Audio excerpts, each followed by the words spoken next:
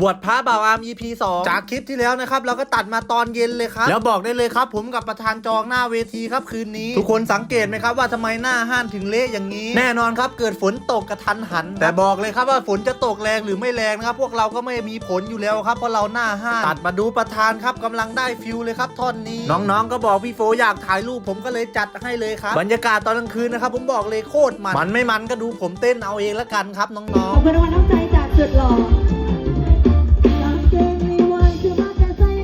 มาเถอะ พี่แมนกับเซียนดิ้งก็ไม่น้อยหน้าครับยืนเต้นกันอย่างมันเลยเอ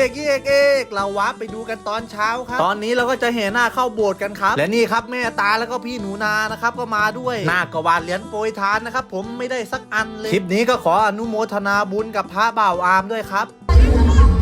ก็นั่นแหละครับให้เขาอ้อมโบสถ์กันไป3 รอบส่วนผมก็ยืนเต้นหน้ารถแห่ไปคนเดียวเลยสิครับ